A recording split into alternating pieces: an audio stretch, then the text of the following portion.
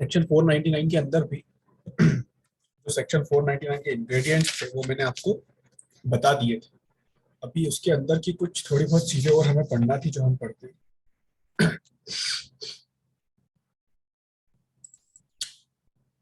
कल हमने ये देखा था कि कोई भी व्यक्ति किसी और को अगर स्पोकन वर्ड से या रीड करके या रीड करने के इंटेंशन से या किसी साइन या किसी विजिबल रिप्रेजेंटेशन से कुछ इम्प्यूटेशन देता है या कुछ इम्प्यूटेशन पब्लिश करवाता है,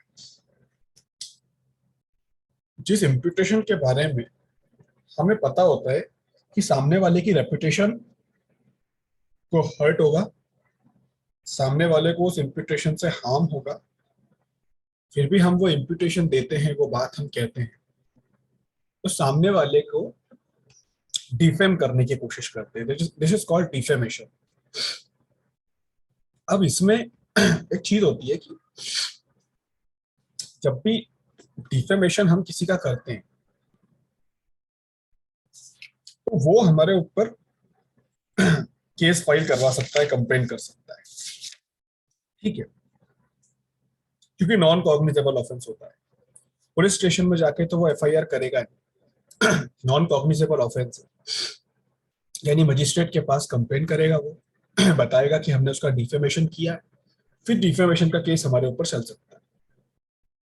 अब इसमें एक चीज होती है कि डिफेमेशन जो है वो एक डिकीज्ड पर्सन का भी किया जा सकता है, यानी एक मृत व्यक्ति का भी डिफेमेशन हो सकता है। क्योंकि डिफेमेशन का मतलब क्या होता है, देखो रेपुटेशन एक जिंदा इंसान की भी होती है, रेपुटेशन एक मृत इंसान की भी होती है, एक मरे हुए इंसान की भी होती है। तो जो एक्सप्लेनेशन नंबर 1 है सेक्शन 499 का, उसमें लिखा है कि it may amount to defamation to impute anything to a deceased person if the imputation would harm the reputation of the person if living and is intended to be hurtful to the feeling of his family or near relatives। यानी कि अगर आप किसी डिकीज्ड person का भी defamation करते हो तो वो भी डिफेमेशन हो सकता है।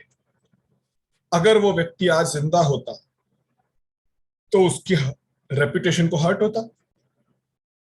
अगर कोई ऐसी चीज आप करते हो जिसमें अगर वो व्यक्ति जिंदा होता तो उसकी रेपुटेशन को हर्ट होता, तो आपने डिफेमेशन किया है। आपने जो इम्प्यूटेशन उस डिकीज पर्सन के लिए दिया है वो उसके फैमिली मेंबर के लिए, उसके नियर रिलेटिव के लिए काफी हर्टफुल है, तो ऐसे में वो डिकीज पर्सन की फैमिली वाले आपके ऊपर डिफेमेशन का केस फाइल कर सकते हैं।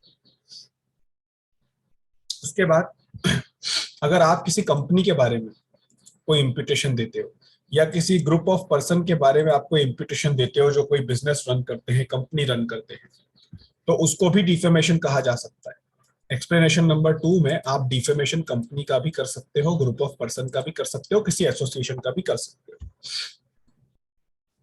An imputation in the form of alternative or expressed ironically may amount to defamation। Explanation number 3। कई बार आप कुछ बातें एकदम आयरोनिकली बोल देते हो। आयरोनिकली का मतलब होता है कि आप दोनों साइड से बोल देते हो कोई बात।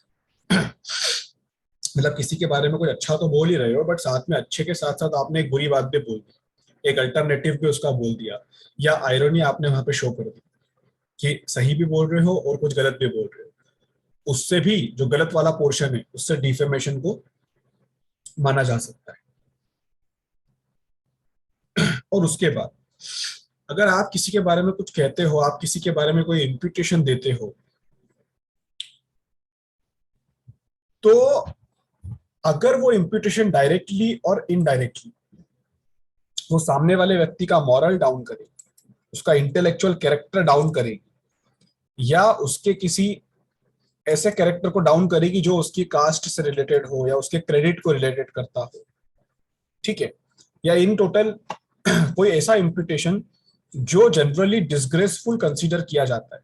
डिसग्रेसफुल यानी कि उसको अच्छा नहीं माना जाता अपने लिए। कई बार ऐसी कुछ चीजें होती है जो हमें सुनने में अच्छी नहीं लगती, हमें लगता है कि हमारे साथ ये गलत हो रहा है, हमें ऐसा नहीं बोलना चाहिए, ये व्यक्ति हमें ऐसा क्यों कह रहा है, यानी ऐसी कोई फीलिंग जो आपको शो करती हो कि वो डिसग्रेसफुल आपको लग रहा है, बस उसी को कहते हैं कि वो रेपुटेशन को हार्म कर रहा है। अगर कोई ऐसी डायरेक्टली इनडायरेक्टली चीज बोली गई है जो आपका मॉरल डाउन नहीं करती, आपके क्रेडिट को अफेक्ट नहीं करती, डिसग्रेसफुल नहीं है, फिर भी आप सामने वाले को बस झूठा फंसाना चाहते हो, तो आपने बोल दिया कि उसने तो मेरी रेपुटेशन को हर्ट किया, तो उसको रेपुटेशन हर्ट करना नहीं बोलते। ठीक है, आप अपने बारे में क्या सोचते हो, आप अपने बारे में अपनी क्या रेपुटेशन समझते हो, आपकी पर्सनल चॉइस से आपकी रेपुटेशन को कैलकुलेट और एस्टिमेट नहीं किया जाता। आपकी रेपुटेशन को एस्टिमेट किया जाता है आपकी सोसाइटी में आपकी क्या रिस्पेक्ट है उसके बेसिस पे। ये याद रखना, कभी आप अपने आप को बहुत बड़ा महाराज समझते हो और किसी ने आपको महाराजा नहीं बोला, तो आप उसके ऊपर डिफेमेशन का केस फाइल नहीं कर सकते कि देखो मैं तो महाराज समझता हूँ अपने आप को, इसने मुझे महाराजा क्यों नहीं बोला, ये मेरा डिफेमेशन। नहीं, आपका क्या ओपिनियन है अपने रेपुटेशन के लिए, उसको डिफेमेशन में कैलकुलेट नहीं करते। डिफेमेशन में जो कैलकुलेट करते हैं कोर्ट, वो देखती है क्या कि आपका सोसाइटी में क्या रिस्पेक्ट है, और जो चीज सामने वाला व्यक्ति यानी कि एक्यूज्ड आपको कह रहा है, उससे आपका मॉरल, आपका इंटेलेक्चुअल कैरेक्टर, आपका क्रेडिट, इस पे क्या इफेक्ट पड़ रहा है, क्या इफेक्ट इस पे हो रहा है। ठीक है, ये चीज कोर्ट देखती है, एक्सप्लेनेशन नंबर 4 में लिखा हुआ है। कुछ इलस्ट्रेशन दिखाता हूं मैं आपको। A says Z is an honest man. He never stole B's watch, intending to cause it to be believed that Z did steal B's watch. This is defamation unless it falls within one of the exceptions. अभी आपको पता चलेगा कि defamation के अंदर 10 exception दिए हैं, 10 ऐसे केस दिए हैं जब कोई imputation defamation नहीं कहलाएगा। There are 10 cases when an imputation will not be considered defamation. तो अगर आप किसी को बोलते हो कि यार ये तो बहुत ईमानदार आदमी है, इसने तो कभी भी किसी की वॉच नहीं चुराई। अब एक बात बताओ मुझे, किसी की ईमानदारी बताने के लिए, किसी की ईमानदारी बताने के लिए आपको ये बोलना जरूरी है कि इसने तो कभी किसी की वॉच नहीं चुराई, इसने तो कभी किसी किसी की क्या नाम लेके बोला इसने तो बी की वॉच कभी नहीं चुराई। इसी को बोलते हैं आयरनी, कि एक तरफ तो अच्छी बात बोल रहे हो, साथ में आप एक ऐसी बात पे बोल रहे हो जो डिफेमेशन हो सकती है। Z is an honest man, he never stole B's watch, वो एक ईमानदार आदमी है, उसने कभी बी की वॉच नहीं चुराई। आप सामने वाले को क्या दिखाने की कोशिश करते हो कि जेड ने ही बी की वॉच चुराई, तो इसको डिफेमेशन बोलेंगे। लेकिन अगर ये किसी एक्सेप्शन में फॉल करेगा तो फिर ये डिफेमेशन नहीं रहेगा। अब ये तो हुआ मुंह से बोला हुआ। अब एक बार क्या करा, ए ने जेड की एक ड्राइंग बना दी, उस ड्राइंग में जेड बी की वॉच लेके दौड़ता हुआ दिखाई दे रहा है। यहाँ पे ए ने जो ड्राइंग बनाई, उस ड्राइंग से ए क्या रिप्रेजेंट करना चाहता है कि जेड ने बी की वॉच चुराई है। इसको भी डिफेमेशन बोलेंगे जब तक ये किसी एक्सेप्शन में फॉल ना करे, तो इसको डिफेमेशन बोलेंगे with the help of visible representation. ठीक है, तो ये आपका इलस्ट्रेशन है। अब मैं एक्सेप्शन बताता हूं कि कब डिफेमेशन नहीं कहलाएगा।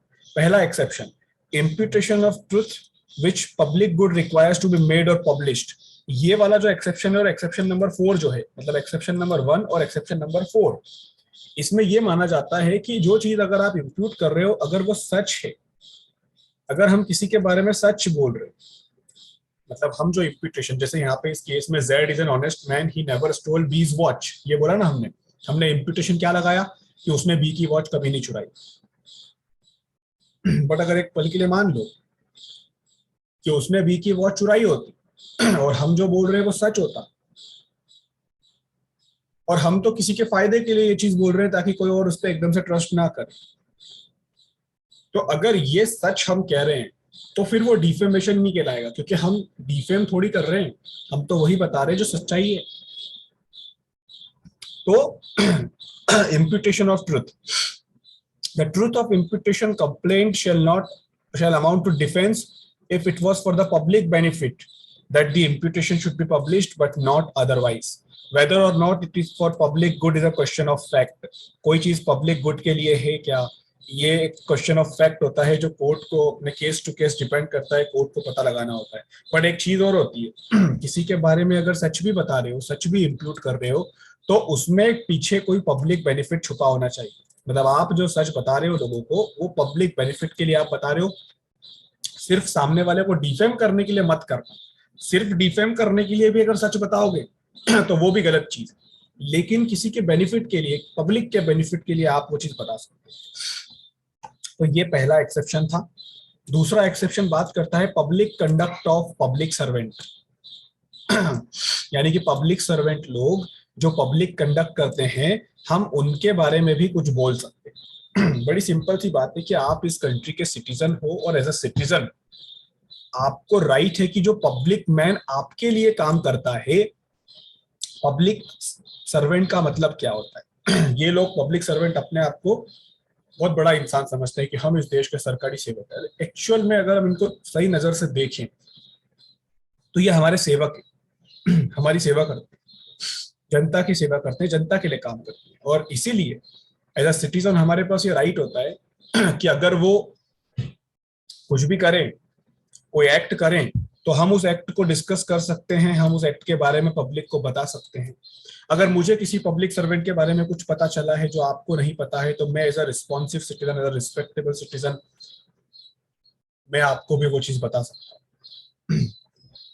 बट इसमें कंडीशन क्या होती है कि any opinion expressed in good faith, हम बस वो गुड फेथ में काम करें। ऐसा ना हो कि हम उस पब्लिक सर्वेंट को बदनाम करने के लिए कुछ भी बोल रहे हैं। ठीक है, मतलब पब्लिक सर्वेंट ने जो काम किया है, पब्लिक सर्वेंट ने जो अपना पब्लिक कंडक्ट किया है, उसके उस एक्ट को चाहे हम क्रिटिसाइज करें, चाहे हम उसको सपोर्ट करें, हम उसके बारे में कुछ बोले, अपना ओपिनियन एक्सप्रेस करें, लेकिन जो भी करें वो गुड फेथ में करें। ये एक इंपॉर्टेंट कंडीशन यहाँ पे लग जाती है।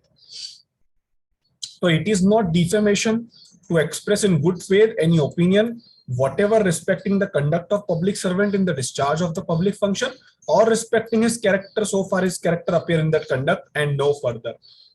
उस काम को करने के लिए जो कैरेक्टर उसका यूज हुआ है, हम उस कैरेक्टर के बारे में भी अपना ओपिनियन रिप्रेजेंट कर सकते हैं, लेकिन उसके किए हुए काम और उसके कैरेक्टर, इसके आगे मत जाना।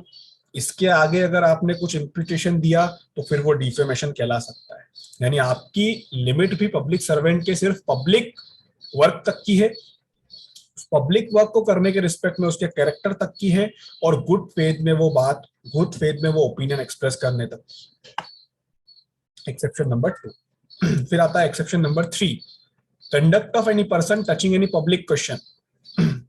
देखो ये भी एक चीज होती है, पब्लिक क्वेश्चन का मतलब होता है वो सवाल जो लोगों के लिए बहुत जरूरी होता है। हम एक डेमोक्रेटिक कंट्री में रहते हैं, हम किसी से भी कुछ भी सवाल पूछ सकते हैं। आजकल तो हमारे पास बहुत सारे वेपन्स भी है सवाल पूछने के लिए, राइट टू इंफॉर्मेशन जैसे। तो जो पब्लिक के लिए काम करने वाले लोग होते हैं, वो लोग अपना जो भी काम करते हैं, पॉलिटिक्स में जो कुछ भी वो करते हैं, हम गुड फेथ में उनके उस काम के ऊपर कमेंट कर सकते हैं, क्योंकि हमारे पास अधिकार, हम इस कंट्री के सिटीजन है, तो हमारे पास अधिकार है कि हम उनके किए हुए काम पे कमेंट कर सकते हैं, ताकि वो कुछ गलत करेंगे तो पता चल जाए, और सही करेंगे तो तारीफ हो जाएगी। तो हम उस पर्सन के कंडक्ट पे भी अपना ओपिनियन रिप्रेजेंट कर सकते हैं, लेकिन यहाँ पे भी बात क्या है कि गुड फेथ में होना चाहिए। देखिए हर जगह आपको गुड फेथ वर्ड लिखा हुआ दिखाई देगा, और उसकी एक वजह है कि अगर ये गुड फेथ वर्ड नहीं लिखे तो हर कोई किसी के बारे में कुछ भी कहेगा कि बोले हमारे पास तो राइट है कि ये पब्लिक सर्वेंट के बारे में हम कुछ भी बोलें। फिर आप उसकी पर्सनल लाइफ के बारे में कुछ बोलने लग जाओगे, तो फिर आपको डिफेंस थोड़ी मिलेगा उस चीज का कि हम तो एक्सेप्शन नंबर 2 में फॉल करते हैं, हम तो उसके कैरेक्टर के बारे में बोल रहे हैं। अरे कैरेक्टर के बारे में बोल रहे हो ठीक है, but why? Because that character was related to his public duty, तो आप बोल सकते हो। If it is not related to the public duty then आप नहीं बोल सकते, then it is considered a defamation.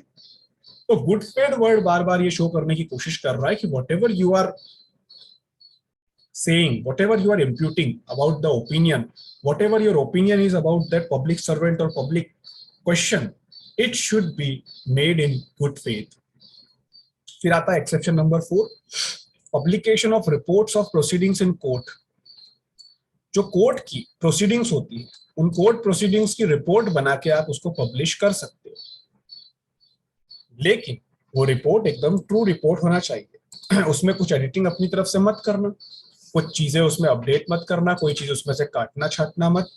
In total आप सब्सटेंशियल ट्रू रिपोर्ट जो कोर्ट की प्रोसीडिंग की होती है, या कोर्ट की प्रोसीडिंग का जो रिजल्ट आया है, कोई सजा वजा सुनाई है कोर्ट ने किसी को, तो आप उसकी रिपोर्ट पब्लिश कर सकते हो, ये आपके पास अथॉरिटी होती है। अब जैसे फॉर एग्जांपल कोई एक व्यक्ति था जिसको कोर्ट ने आज उम्र कैद की सजा सुनाई, और कोर्ट ने अपने जजमेंट में ये कहा कि ये व्यक्ति बहुत ही गलत सोच का था, ये चीज सिद्ध हो चुकी है, प्रूव हो चुकी है, इसलिए इसको हीनियस सजा देने से कोई रोका नहीं जा सकता, राइट। तो अब हम न्यूज़पेपर वाले या फिर मैं कोई एक नॉर्मल इंसान हूं, तो मैंने भी कोर्ट की वो सब्सटेंशियली ट्रू रिपोर्ट पब्लिश कर दी उस व्यक्ति के लिए कि वो जो रमेश नाम का व्यक्ति था वो बहुत ही गलत सोच का व्यक्ति था और उसका जुर्म सिद्ध हो चुका है, और कोर्ट ने उसको कहा कि हम तुम्हें हीनियस पनिशमेंट देंगे, इसलिए उसको उम्र कैद दी है। तो अब अगर वो व्यक्ति मेरे ऊपर केस नहीं लगा सकता कि मैंने उसको गलत सोच का कैसे कहा, अरे मैंने उसको गलत सोच का नहीं कहा, वो तो उसको कोर्ट ने कहा, और कोर्ट ने भी कब कहा, एविडेंस देख के कहा, अपने ओपिनियन में कहा। तो मैंने तो बस कोर्ट की जो सब्सटेंशियल ट्रू रिपोर्ट थी मैंने तो बस वो पब्लिश करी थी। सब्सटेंशियल ट्रू रिपोर्ट का मतलब होता है कि जो रिपोर्ट, जो प्रोसीडिंग कोर्ट की मैं पब्लिश कर रहा हूँ, उसका सब्सटेंस, उसका मटेरियल ट्रू होना चाहिए, मैं अपनी तरफ से मन से नहीं डाल सकता। तो एक्सेप्शन नंबर 4 में उसको डिफेमेशन नहीं मानते। फिर आता है merits of the case decided in court और कंडक्ट ऑफ विटनेसेस और अदर्स कंसर्न। एक्सेप्शन नंबर 5 बात करता है मेरिट्स ऑफ द केस की, कंडक्ट ऑफ द विटनेस की। मेरिट्स ऑफ द केस का मतलब होता है केस के सबूत और गवाह, जो केस के फैक्ट्स होते हैं, रियल फैक्ट्स, एविडेंस वाले फैक्ट्स, उसको बोलते हैं मेरिट्स ऑफ द केस। और कंडक्ट ऑफ विटनेस का मतलब कि किसी पर्टिकुलर केस के अंदर जो विटनेस लोग आए थे उनका कंडक्ट कैसा रहा। तो एक चीज होती है कि ये दोनों चीजें जस्टिस से रिलेटेड है। केस का मेरिट्स, विटनेसेस, ये सब कहाँ होता है, कोर्ट में होता है, जस्टिस से रिलेटेड। और justice is a matter of universal interest to the whole public. Justice किसी दो लोगों का मैटर नहीं होता है, जस्टिस एक यूनिवर्सल मैटर होता है जो पूरे सारी जनता के लिए जरूरी होता है। ऐसे में अगर किसी सिविल केस या किसी क्रिमिनल केस के मेरिट के बारे में अगर आप अपनी कोई ओपिनियन गुड फेथ में एक्सप्रेस करते हो, गुड, और क्यों करते हो, मैंने आपको बताया कि जस्टिस एक यूनिवर्सल इंटरेस्ट की चीज होती है। न्याय किसी की पर्सनल चीज नहीं है, न्याय सबके लिए। और अगर कोर्ट कोई फैसला सुनाती है किसी के बारे में, या कोर्ट कोई चीज ऐसी करती है जो आपको गलत लगती है या आपको सही लगती है, तो आप अच्छे फेथ में, गुड फेथ में उसको एक्सप्रेस कर सकते हो। आप गुड फेथ में किसी पर्टिकुलर केस के बारे में, उसके मेरिट्स को, चाहे वो सिविल का केस हो चाहे वो क्रिमिनल का केस हो, आप उसको एक्सप्रेस कर सकते हो। या फिर किसी केस में कोई पार्टी थी तो आप उस पार्टी का कंडक्ट एक्सप्रेस कर सकते हो। कोई विटनेस था, कोई एजेंट था, उनके कैरेक्टर के बारे में आप अपना ओपिनियन एक्सपेक्ट कर सकते हो, एक्सप्रेस कर सकते हो। बट जो एक्सप्रेस आप कर रहे हो ना, वो उस केस से रिलेटेड होना चाहिए, एंड नो फर्दर, उसके आगे नहीं। उनकी पर्सनल लाइफ में जाके अपना ओपिनियन मत रखने लग जाना, उनके उस केस से रिलेटेड कैरेक्टर पे अपना ओपिनियन रख सकते हो। जैसे फॉर एग्जाम्पल, आप किसी कोर्ट में लाइव प्रोसीडिंग देख रहे थे और आपने देखा कि जो जेड ने वहां पे एविडेंस दिया है, आपको लगता है कि वो बड़े कॉन्ट्रोडिक्टरी है। यानी कि जेड ने अपने इन्वेस्टिगेशन के टाइम पे जो चीजें बोली थी वो कुछ और थी, और जेड आज कोर्ट के सामने जो चीजें बोल रहा है वो कुछ और है, और वो दोनों में जमीन आसमान का फर्क है। इसको बोलते हैं कॉन्ट्रोडिक्टरी। तो आपने कह दिया कि आई थिंक जेड के जो एविडेंस है वो इतने कॉन्ट्रोडिक्टरी हैं कि वो एक स्टूपिड और डिसऑनेस्ट इंसान दिखाई दे रहा है। अब यहाँ पे अगर डिफेमेशन का मुद्दा बनेगा भी तो किस लाइन में बनेगा, ये स्टूपिड और डिसऑनेस्ट वाली बात पे, कि तुमने जेड को भैया डिसऑनेस्ट और स्टूपिड कैसे बोला, तुमने ये इम्प्यूटेशन कैसे लगाया। तो ये इम्प्यूटेशन उसने कैसे लगाया, ये ऐसे लगाया, कॉन्ट्रडिक्टरी वाली बात से लगाया, एविडेंस वाली बात से लगाया। क्या इसका मतलब निकल रहा है, इसका मतलब ये निकल रहा है कि उसने जेड के एविडेंस देखे किसी पर्टिकुलर केस में, इसको मेरिट्स ऑफ द केस बोलते हैं, और उसने क्या देखा कि उसके एविडेंस बहुत कॉन्ट्रडिक्टरी है, तो उसने बोला कि अरे भाई पहले कुछ और बोला था, आज कुछ और बोला था, ये तो एक स्टूपिड इंसान दिखाई देता है, ये तो एक डिसऑनेस्ट इंसान दिखाई देता है। डिसऑनेस्ट मतलब इसके मन में चोर है। तो आप अगर ऐसा बोलते हो ना, तो आप एक्सेप्शन नंबर 5 के अंडर में आते हो, और आपने ये जो चीज करी है गुड फेथ में करी है। आप उसको स्टूपिड और डिसऑनेस्ट इसलिए नहीं बोलना चाहते हो क्योंकि वो आपका दुश्मन है, आप इसलिए कह रहे हो क्योंकि आपने उसकी कोई मेरिट्स ऑफ द केस को ऑब्जर्व करा है और अपना ओपिनियन वहां पे एक्सप्रेस करा है।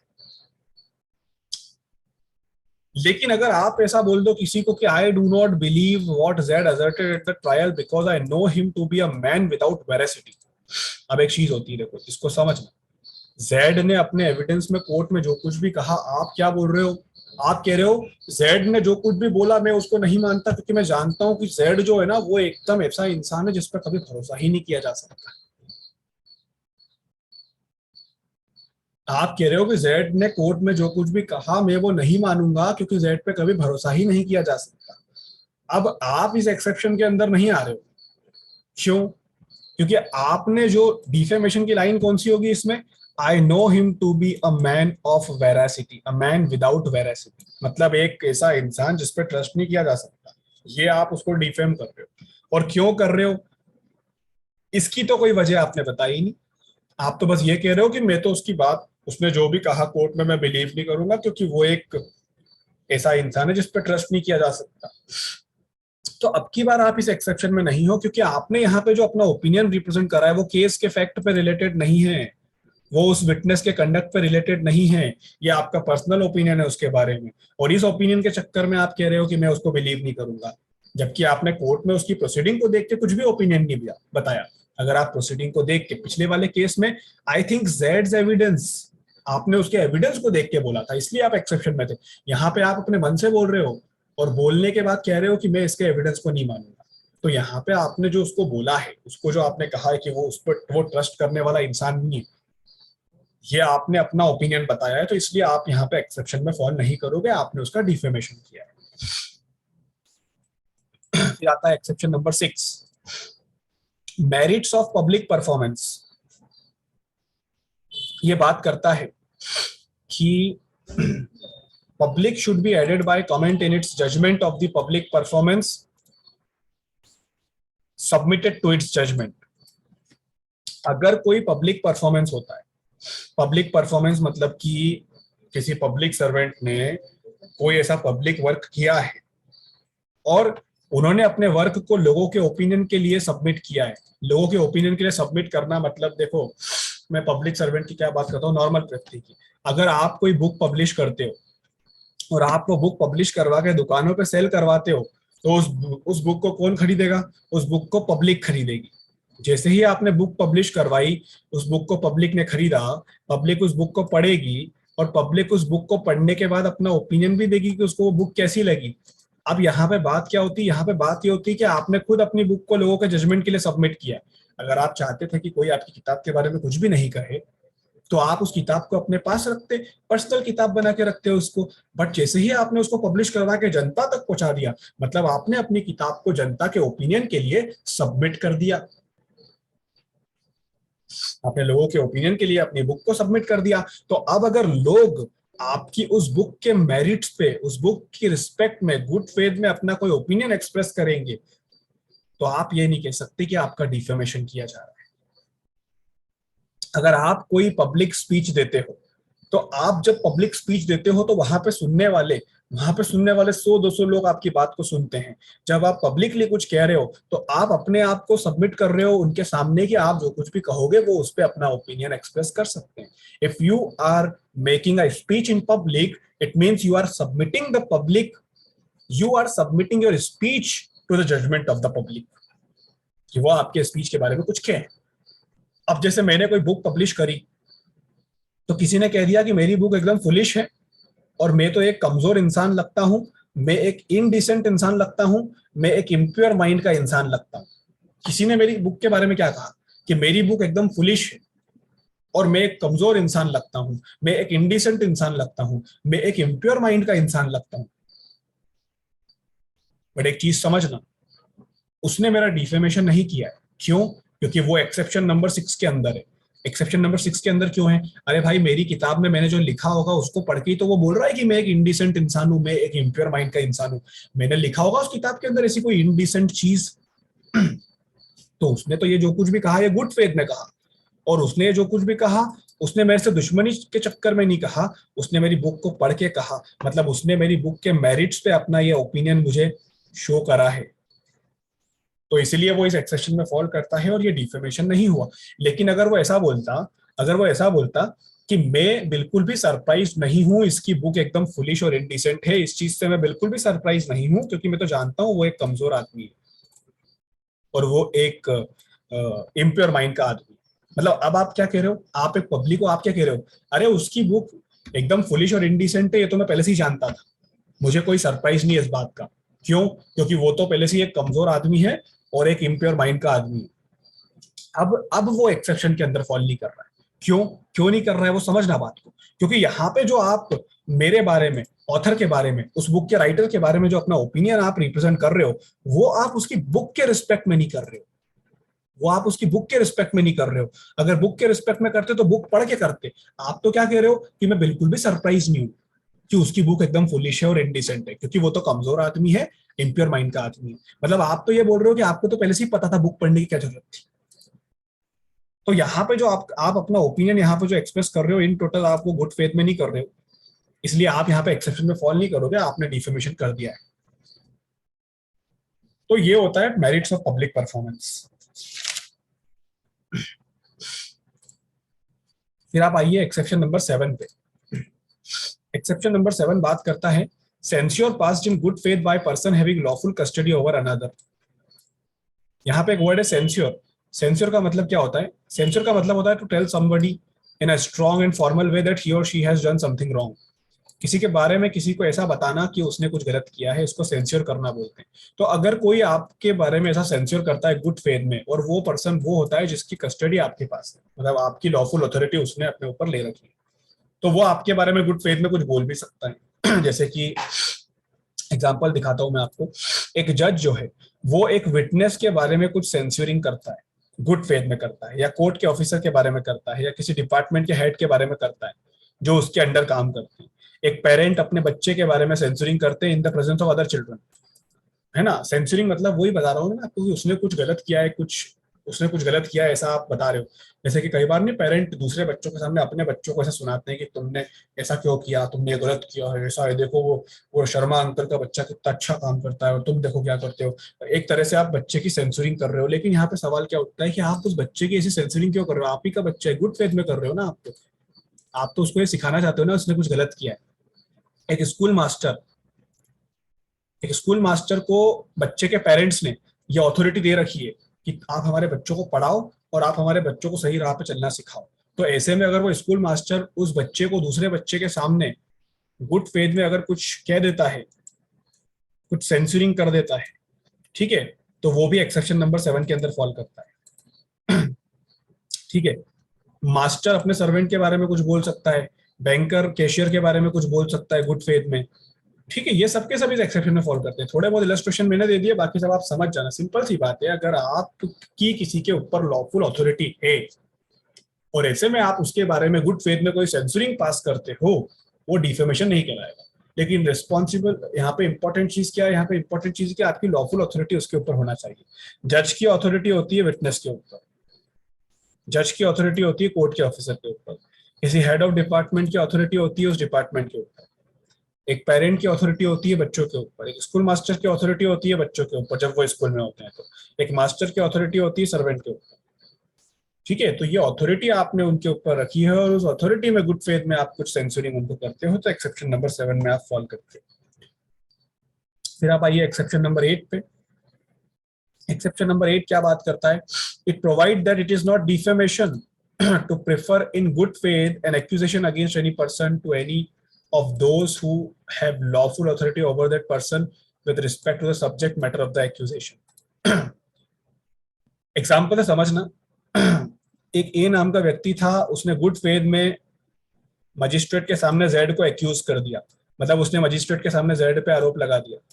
जेड कोई व्यक्ति था, उस पर आरोप लगा दिया ए ने मजिस्ट्रेट के सामने, या ए ने गुड फेथ में जेड के कंडक्ट के बारे में कंप्लेन कर दी उसके सर्वेंट से, नहीं उसके मास्टर से। मतलब ए नाम का जो व्यक्ति था ना, उसने जेड नाम के व्यक्ति की, जेड एक सर्वेंट है, किसका सर्वेंट है?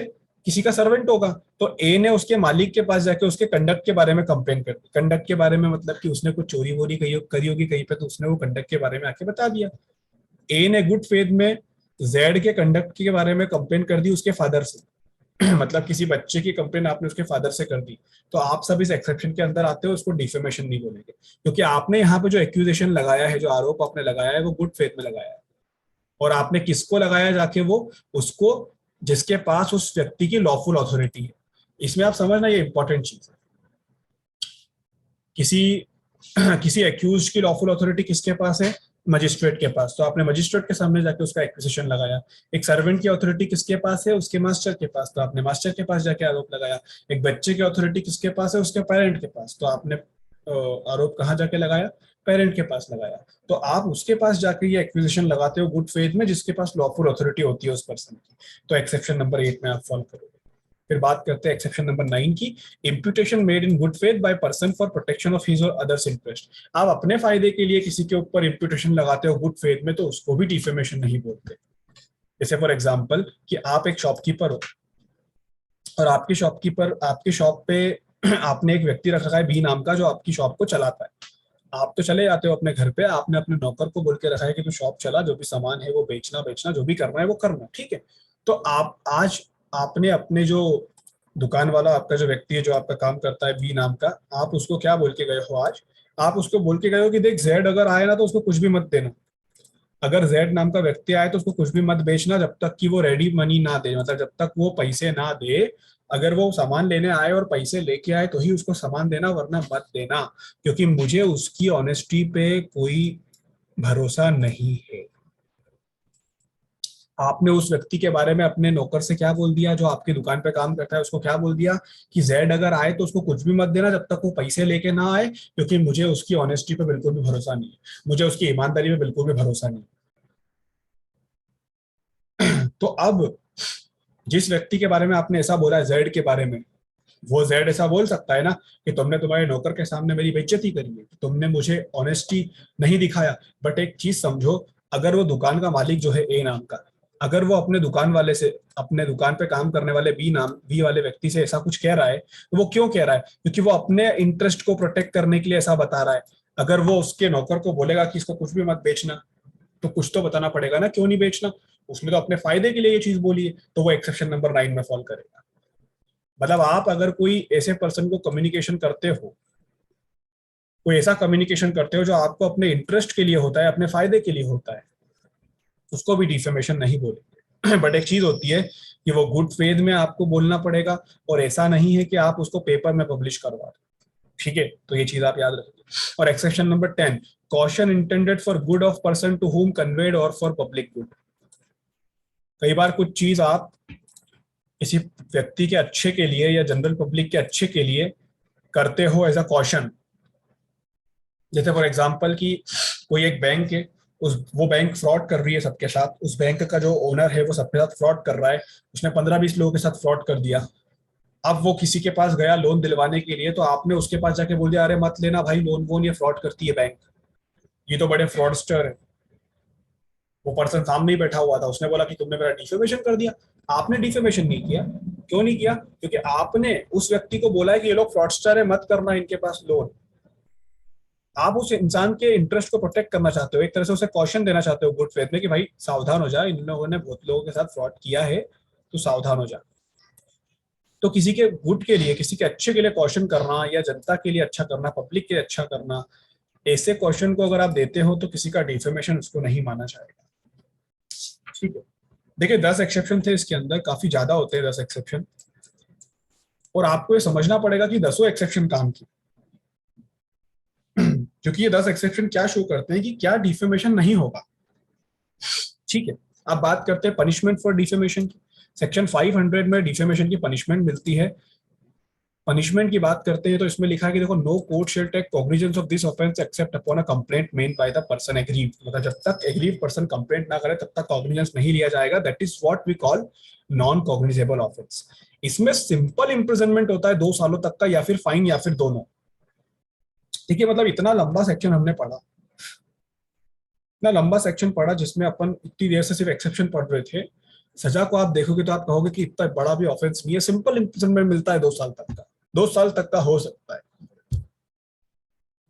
उसके बाद सेक्शन 1501, सेक्शन 501 बात करता है printing or engraving matter known to be defamatory, कोई मैटर जो आप जानते हो कि किसी के लिए डिफेमेटरी हो सकता है, आप ऐसे किसी मैटर को प्रिंट करवाते हो या कहीं पे इनग्रेव करवाते हो, पत्थर वगैरह पे इनग्रेव करवाते हो। एलिमेंट क्या हुआ इसके इंपॉर्टेंट, कि आपने किसी मैटर को प्रिंट करवाया या इनग्रेव करवाया और आप इस चीज को जानते हो या आपके पास रीजन टू बिलीव है कि वो जो मैटर है वो डिफेमेटरी मैटर है। तो ऐसे में आपको सिंपल इम्प्रिजनमेंट हो सकता है 2 सालों तक का, फाइन लग सकता है, दोनों भी हो सकता है। मतलब 501 भी कोई इतनी अलग चीज नहीं है। और आखिरी सेक्शन आता है इसका, सेल ऑफ प्रिंटेड और engrave substance containing defamatory matter. जो पिछले सेक्शन में आपने डिफेमेटरी मैटर बनाया है, प्रिंट करवाया है, इनग्रेव करवाया है, अब आप उसको बेच रहे हो, बेचने पे भी सजा 2 साल तक का सिंपल इम्प्रिजनमेंट, फाइन या फिर दोनों है। मतलब तीनों में सजा सेम है और कोई एक्स्ट्रा इंपॉर्टेंट चीज नहीं है। ठीक है, चलिए रिजॉइन करिए फिर आगे समझते हैं।